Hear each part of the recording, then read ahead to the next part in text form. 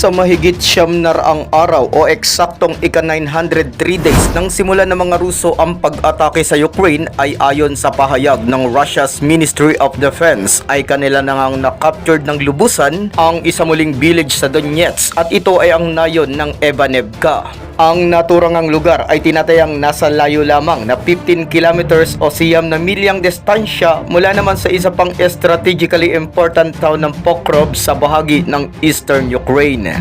Subalit tulad nga ng ating nabanggit na halos 3 taon o mahigit 900 araw na mula nang tuluyang lusubi ng Russian forces ang kanilang kadikit na nasyon, ay matatandaan namang nito lang ding kasalukuyang buwan ng Agosto ay nagsimula na ring pasukin ng mga sundalo ng Kyiv ang ilan sa teritoryong sakop ng Russia. Partikular na dito ang Kursk region na sa pinaka-latest pa nga nating balita sa ngayon ay naglabas pa ng ilang development ukol sa naturang incursion ang presidente ng Ukraine na si Volodymyr Zelensky. Base sa salaysay na kanyang inilabas ay sinabi nga nitong ang kanilang puwersa ay tuluyan na o lubusan ng na-fully controlled ang bayan ng Sudzha na nasa rehiyon pa rin ng Kursk. Sa ngayon ay ang Sudzha nga ang maituturing na pinakamalaking claim ng side ng Ukrainian forces na kanila umanong nakubkob mula nga lamang sa halos linggo pa lang na nakalipas nang magsimula ang pagpasok nila sa mismong teritoryo ng Russia. Kaugnay pa din sa update na ito ay naglabas pa nga ng video ang isang Ukrainian channel na kung saan nga ay pinakikita dito kung paano alisin ng isang sundalo ng Kyiv ang isa namang watawat na mga Ruso na nakabandera sa administrative building ng nabanggit na bayan ng Sudzha, habang kasabay nga noon ay ang mga malalakas na hiyaw ng mga Ukrainian troops ukol sa animoy lubusan nilang pagtatagumpay na makubkob ang lugar.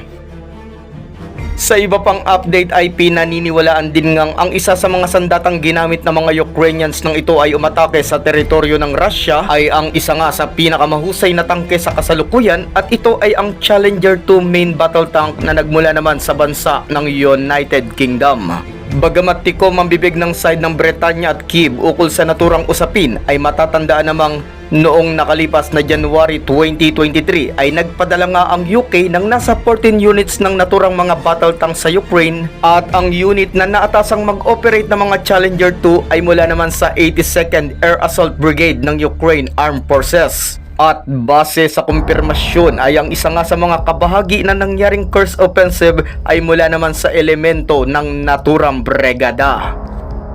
Kung pagbabasihan ng ilang polisiya ng Bretanya kaugnay sa mga sandatang ipinadala nito sa Ukraine ay nakasaad nga ditong dapat umano'y naaayon sa international law ang anumang mga isasagawang hakbangin ng Kyiv lalo na ang paggamit ng mga weapons mula sa UK. Pero nakasaad din doon na halimbawang ang mga isasagawang pag-atake ay nakadesenyo para nga wasakin ang ilang mga logistics, gayon din ang mga infrastruktura ng mga Ruso na sumusuporta sa ginagawa nitong pananakop ay iyon nga ay maituturing na perfectly legitimate para gamitan ng mga British weapons.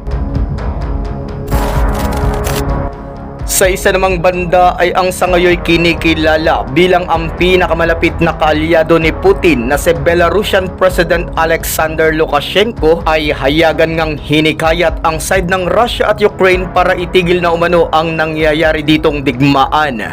According sa isang salaysay ni Lukashenko base sa naging interview nito sa isang Russian channel ay tinuran nga nitong tanging ang matataas o yung mga high-ranking American lang naman daw ang siyang nagnanais na magpatuloy pa ang nagaganap na hidwaan. Ito ay dahil sa umano'y ninanais daw ng mga West nations na wasakin ng Russia at Ukraine ang isa't isa.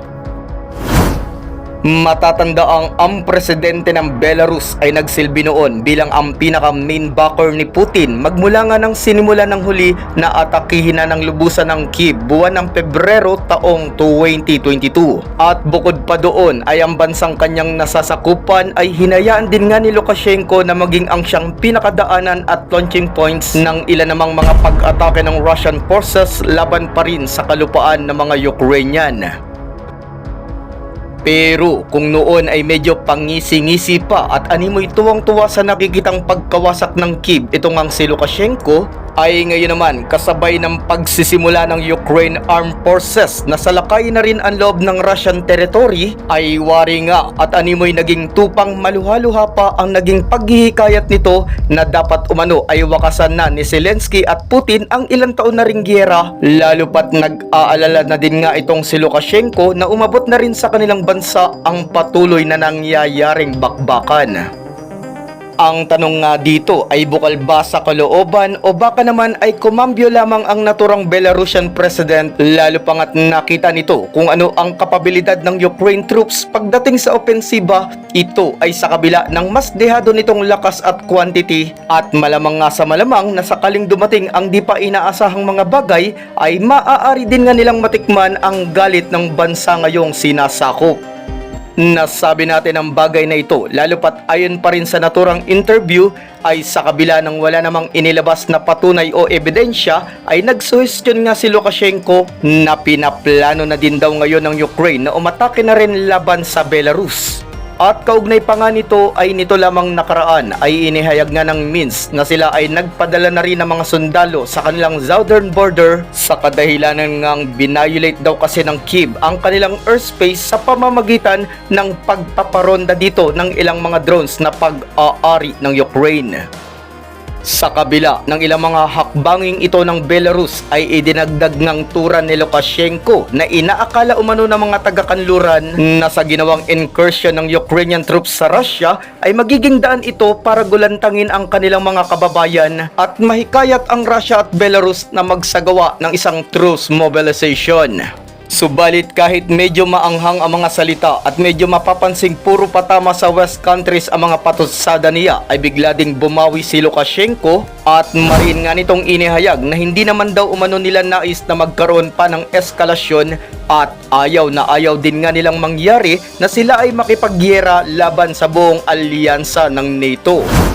Iyon nga lang ayon pa rin sa presidente na kung patuloy daw silang epoprovoke ng side ng Ukraine ay no choice na nga umano sila kundi ang magsagawa ng hakbangin laban sa nasambit na nasyon.